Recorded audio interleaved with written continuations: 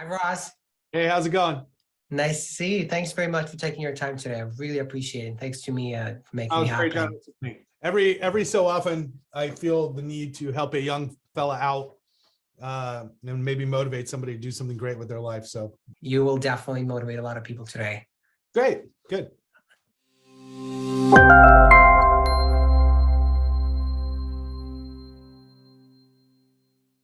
Hi, everybody, and welcome to the Conversation with Max Carter. I am pleased to be having a special guest with me today, Ross Gerber.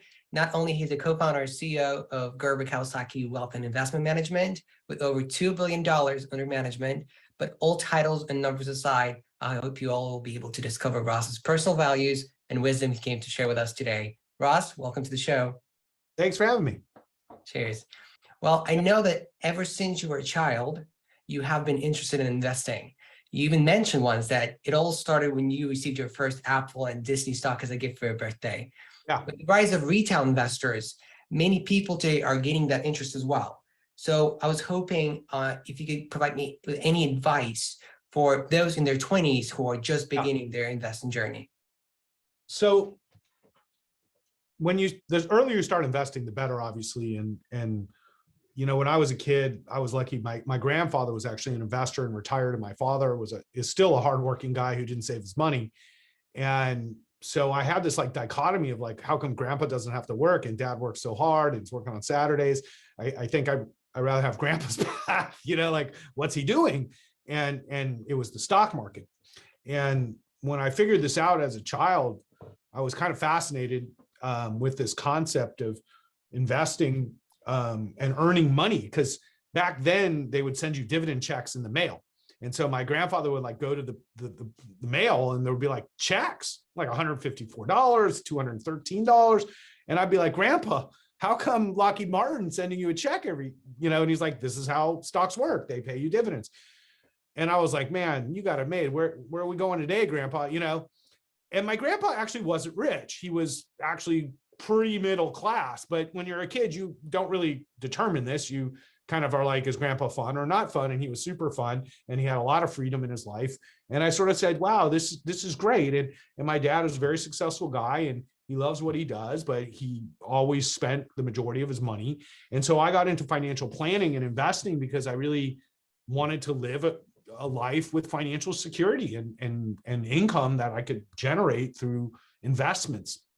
And because I'm a musician, I felt that it was even more important to learn how to do this, because there was no way I was going to make a living playing blues, rock, or whatever, which turned out to be true. It's very hard to make a living as a live musician. And I did it for some time, still do it sometimes for pain. And so for young people, the most important thing you do, there's two sides of investing. The first is investing in yourself, and that starts with your college degree. Finishing school is the most important thing. There's a big movement in America that's totally misguided that education's a waste of money. And that's foolish, okay? The amount of income people with college degrees earn over their life compared to people who don't have college degrees is about 2 times more on average. So when you really think about a small investment you make between 18 and 22 for a lifetime of higher income, it's a real smart thing to do, because usually between 18 and 22, the best thing you can come up to do is maybe drinking, partying, it's time that you otherwise, unless you're one of these super genius guys who's already building rockets at 12, it's time you want to invest in yourself. So investing in yourself and your career and self-sufficiency is the biggest and most important investment you make as a young person in your 20s. Because if you don't do your 20s right, you can't get them back. And you won't remember a lot of your 20s, because it goes away in your memory very fast when you get old. It's just a byproduct of it. You tend to remember the good stuff and forget a lot of the bad stuff. So you might as well invest in yourself in your 20s, because then in your 30s for the rest of your life, me, is forever improved because you took decisions and worked hard in your 20s. So would you rather work hard when you're young and you have a lot of energy so you can take it easier when you're older? For sure. Yeah. Or you fuck around, you screw around when you're in your 20s and 30s, and then you wake up one day when you meet a girl and she says, I want to get married, have a house and have kids. And you're like, damn, I got to get serious. And then you get a real job and you get going and you're always behind. You're always behind. And so getting ahead is investing in yourself. The second part is investing in the stock market. And the best thing you can do as a young person is invest in great companies. See, one of the biggest mistakes that was made recently was driven by Robinhood and their desire to get young people to gamble, not invest. There is a huge difference between gambling and investing. I do not consider myself a gambler. I gamble $2 billion, but I don't. None of it's a gamble. I own businesses. So you buy a business when you own a stock. It doesn't matter what they price it every day and how much it goes up or down. You're buying a business. And how is this business going to do? We spend so much time over pricing and not as much time over like, how is this business really going to do? And that's where we spend the majority of time. So if you're a young investor and you're thinking about the long term, the last thing you want to do is gamble. You have time on your side. So investments like in Tesla, for example, which is our top investment, or my fund, which is a growth fund. Like if you're a young person, my fund's down, you know, the markets are down. We're a growth house here. I have never seen our assets this cheap to buy. Okay. So if I was 25, I would be like buying my fund, you know, or the stocks within my fund like crazy. Tesla and Microsoft and Nvidia, MGM hotels, you know, there's so many great businesses we own. We own about 40 that you want to buy because you have the long-term on your side. So invest in yourself, invest for growth, and most importantly, use the retirement plans. See, a lot of young people are scared. They don't want to use a retirement plan. They don't want to, they're worried they're locking up their money. You're not. You're avoiding taxes. So taxes will take 50% of your return over your investment life. Okay. So if you make 12% a year, you really are making 6 or 7% after taxes. So an IRA account, like in the United States and England, has different types of retirement accounts, but similar benefits. You must take advantage of them. Don't worry that you're in your 20s. This is your investment account that you'll build throughout your life.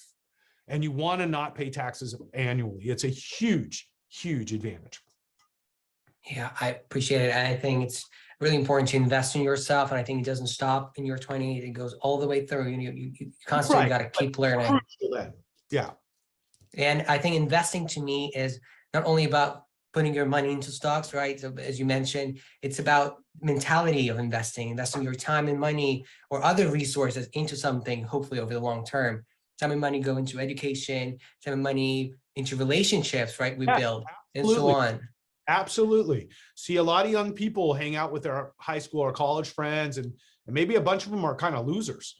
You know, it's like, you've got to make new friends. Like what you just said is crucial.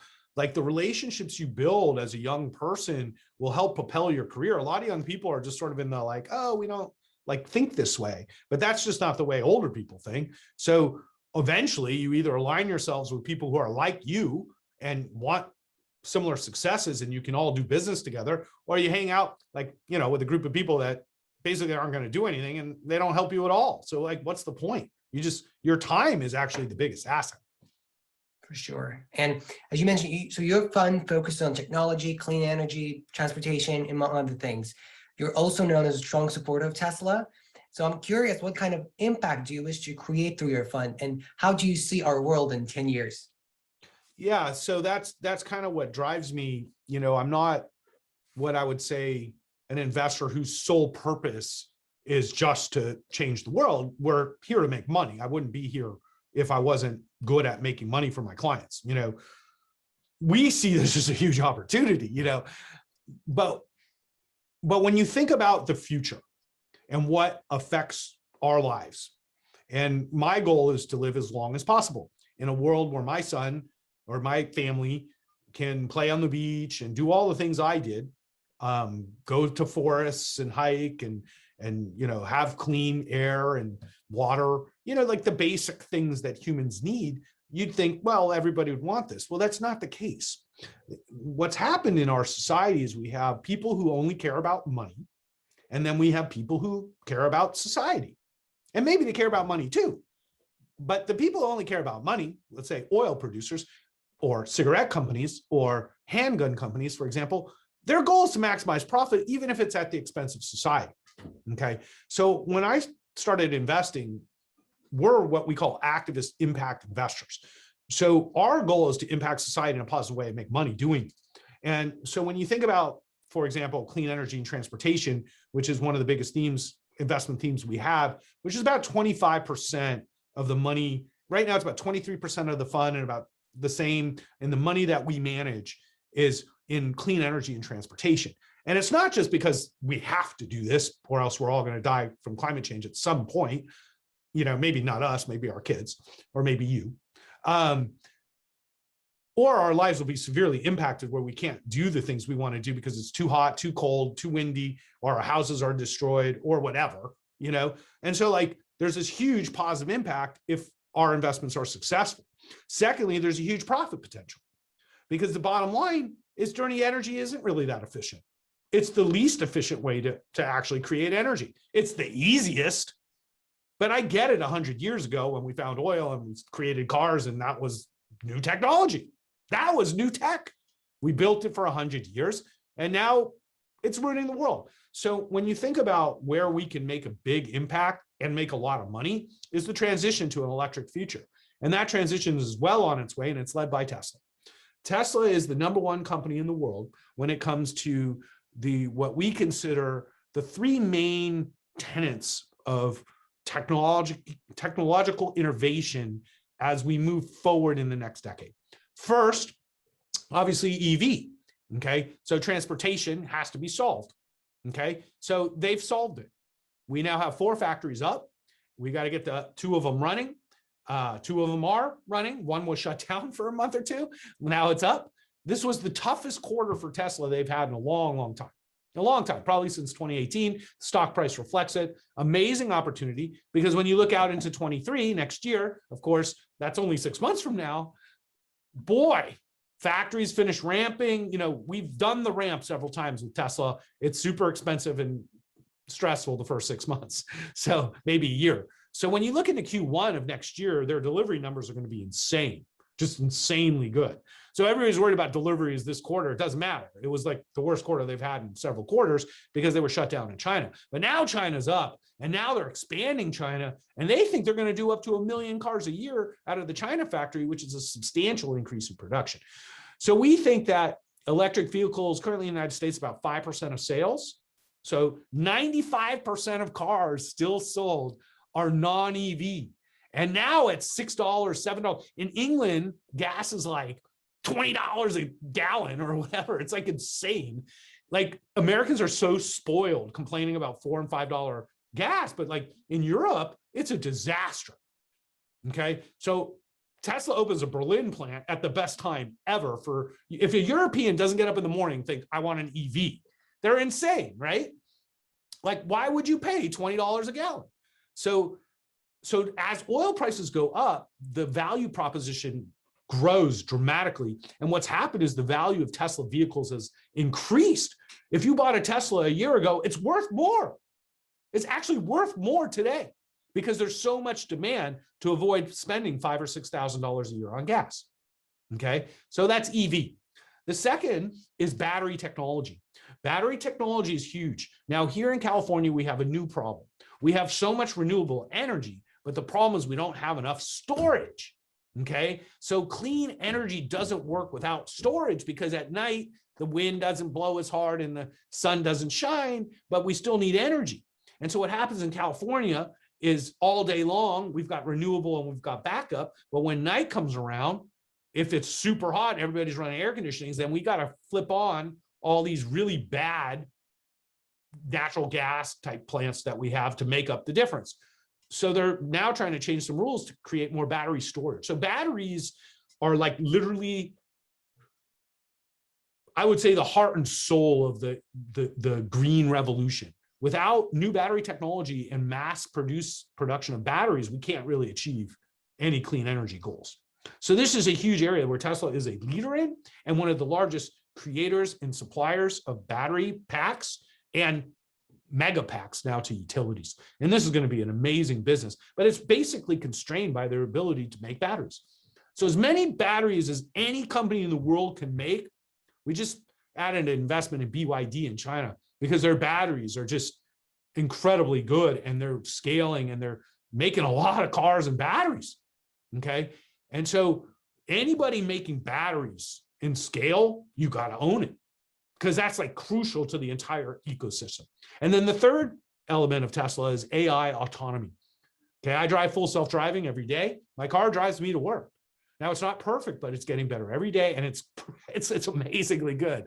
And I drive a very difficult drive, kind of like driving through London, very difficult drive, not easy. So when you think about solving a computer driving through London, that's like really, really difficult AI. But when you extrapolate it out, if I can solve for driving in London, I can solve for basic factory skill sets like robotics.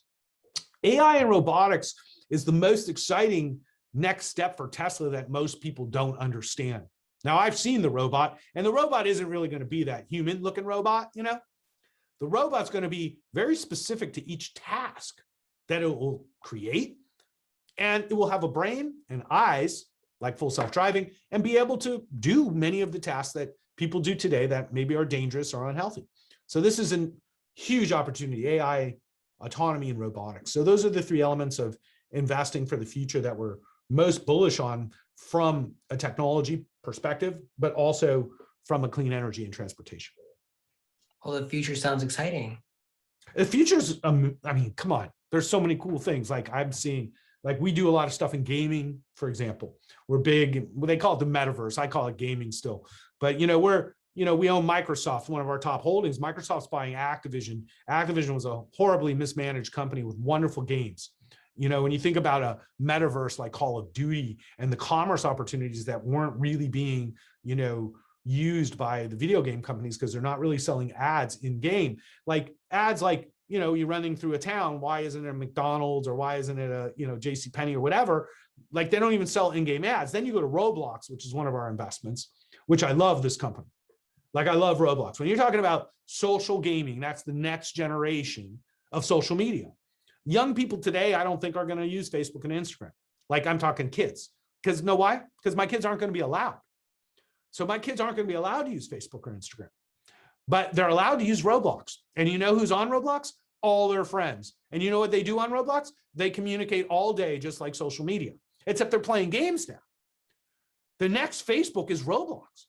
So when you think about like where there's opportunity in technology, there's still amazing opportunities, let's say in gaming, whether it's Microsoft and such, NVIDIA, which is the chips of AI and gaming and autonomy. And then companies like Roblox, which we love, or streamers like Netflix that are super cheap. Streaming is the future. It's the now. We all watch streamers. Like that's that. Like Netflix is super cheap. They think it's the end of the world. But the truth is Netflix is one of the best companies in the world. And they're still continuing to make great content and they're going to continue to succeed. So streamers are another area we're invested in. All right. Like you and I can watch the same TV show tonight. Like it's pretty cool. Yeah, for sure. And what made you decide to pursue entrepreneurship? And how do you recall that whole experience of starting your own business in finance? I don't work for people very well. My wife either, for that matter. Some people are suited better to just work for other people, and it's not a bad thing. Like they like their jobs. They don't want to be in control. Like my brother, for example, works at a law firm. And I'm like, how do you work for this law firm? It sucks. You work, 14 hours a day. They pay him really well, but he doesn't really own anything, And I'm like, you just get paid. You're like a hired gun. But when I say like, why don't you just start your own law firm? That's like horrifying to him because there's risk. There's risk you might not get a paycheck. And I said, well, I didn't get a paycheck. When I started my company, I didn't get much pay for a couple of years, And that idea is horrifying to some people, which I totally understand. You take huge financial risk as an entrepreneur personally, and you have to really be comfortable with it. And some days, especially like now, like the markets are super tough. I have 48 employees. We fortunately don't take high risks. So as much as we're getting hit like everybody else, none of our clients are in margin or, losing all their money and all this kind of crap. But it's hard because our revenue is affected because we get paid based off the assets we manage. And I have to manage this business right. But in the end, it's on me, So entrepreneurs have to have a wherewithal, I think, to deal with adversity, which is constant. And they have to have a confidence in their ability to get through those things. So it's not for everybody. I would say most people are not entrepreneurial, even though they say they are. But you got to go out and try stuff. And I would prefer people to be entrepreneurial and try. And it's good to try. So I'll give you this. I hate when people say you have to fail to succeed. I don't agree. Okay. Failure is not an option. Okay. I have no option for failure in my business plan, and I've never failed. Now, I've had many setbacks, many setbacks, from the financial crisis, which was the biggest setback of my career and my financial life, which was a disaster, to starting my own company during that period of time. But I can tell you, you have to have tremendous wherewithal to deal with the adversity, and it's not for everybody. So I encourage people to start small. If you have setbacks, you got to keep pushing through, but don't embrace failure as some sort of learning lesson. It certainly is, but you need to go into business with their failure is not an option. Setbacks are a guarantee. So that's the game. But I highly encourage it. If it's in your personality to do this, you should be doing it, because you'll never be happy any other way.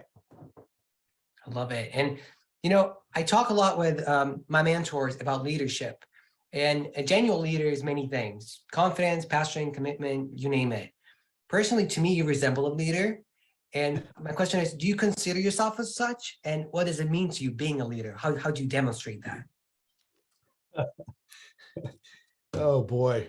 I think you vote yourself in, right? No,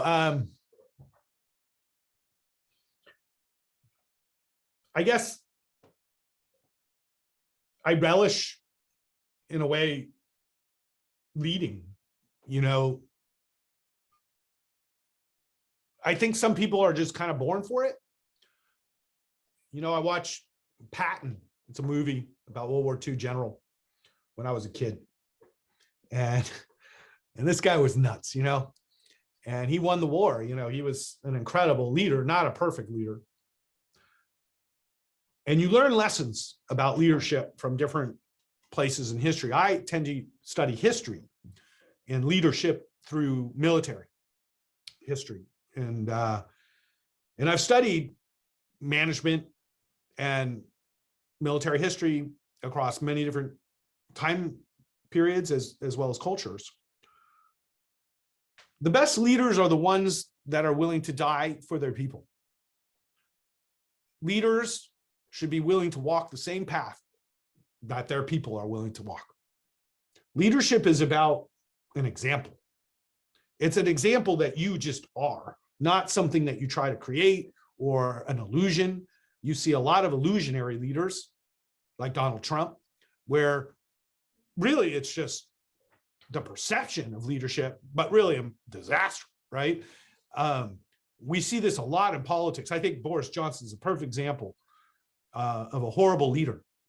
He literally doesn't practice anything he preaches and constantly gets caught, and he's a doofus.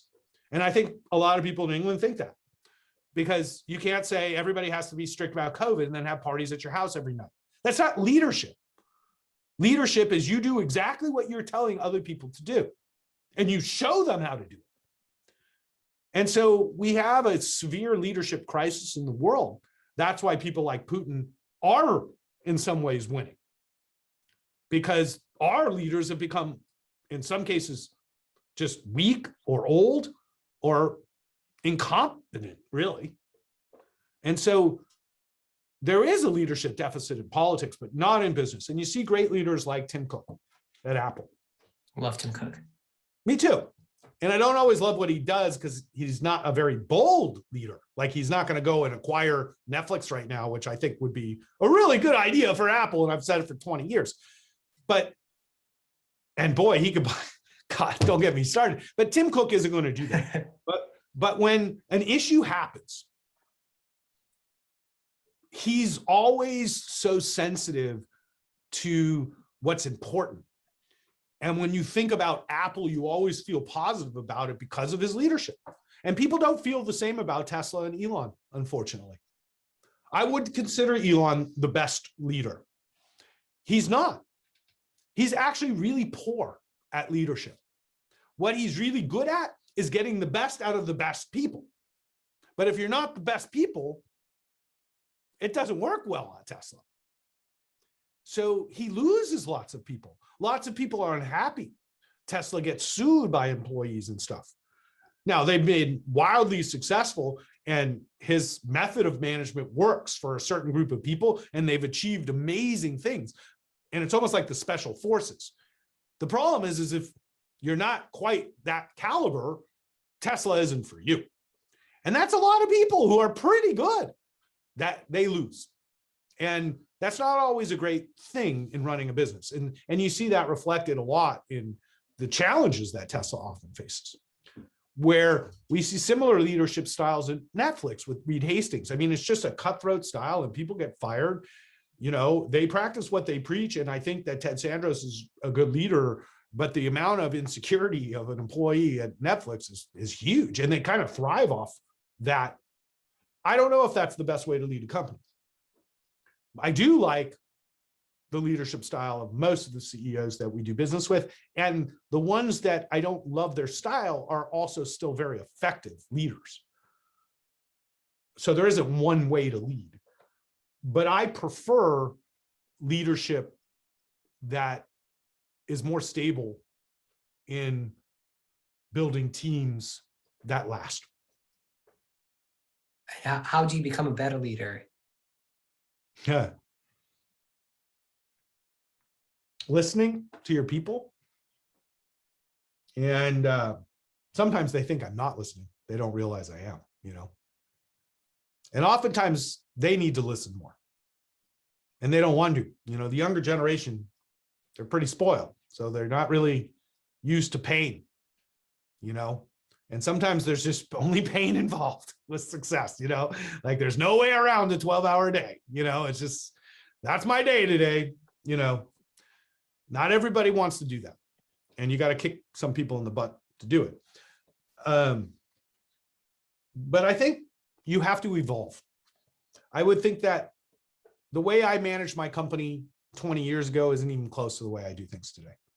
If I did the things I used to do with this team, they would quit. They would just quit, because in the 90s, when I was a young leader, you know, running teams back then, because I was in a leadership position from the time I was 27, basically. So I was overseeing 200 employees when I was 27. It was a mess. And boy, did I learn a lot. But the way we did things then was like day and night to today. So you have to evolve, like leadership styles evolve with different generations. And the way we manage people today, it's like I almost laugh at it, because I would never do it this way if it was me. But this is what I have to do to get the results I want. So if you don't evolve, it's kind of like work from home right now. I hate work from home. I don't want to work from home.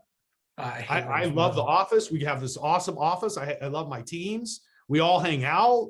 We like hanging out. But not everybody wants to do that in my company. And I'm like, okay, I don't get it.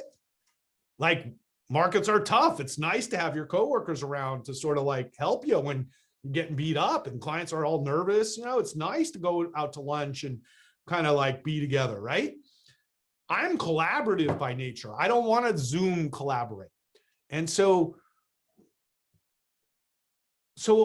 I get a lot of pushback on the idea of bringing everybody back in the office. And I decided I wasn't going to force anybody to do anything like Elon, because they just get so upset. It's just not worth it.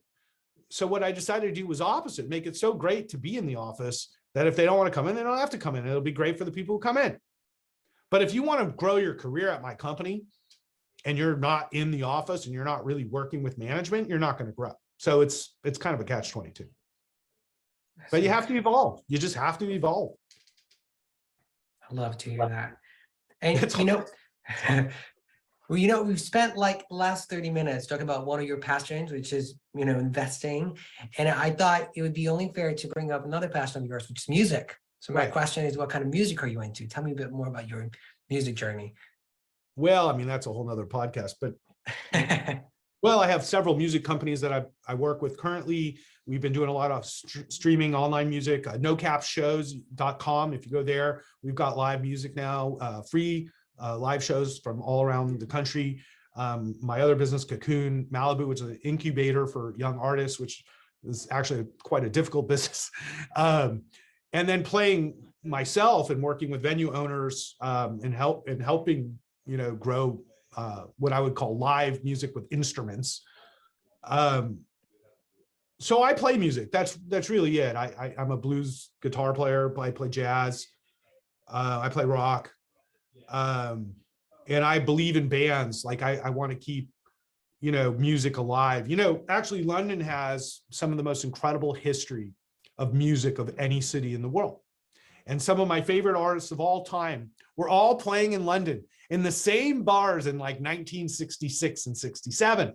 If you actually study this history, it's insanely cool.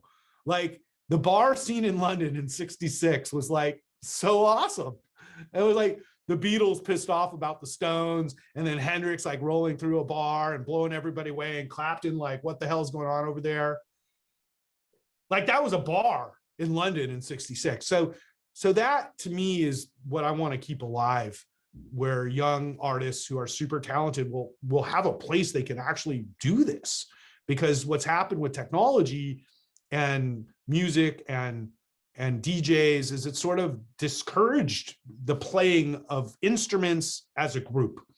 And I think that's the beauty of music, is playing as a group. It's a communal experience. So I'm trying to keep that alive. That's really my main goal, whether it's playing my own shows, supporting venues and other people and other artists who have talent so that they can survive and that music will survive. That's not that music will die, but pop and hip hop is like 90% of the industry now. And I have nothing against pop and hip hop, but that's popular music that people pay for. But all the other musicians out there are struggling, and it sucks. So I'm trying to do what I can to create a model to help artists make a living, basically, because it's super hard. So that's really where I spend most of my time, either playing music or working with artists or venues or music people, and helping them incorporate technologies and think about the business differently than selling your soul to Spotify and making nothing. That is amazing. Well, thanks for joining us, Ross, and I really appreciate your time and incredible insights you've shared with us today. Thanks, Max. Appreciate it.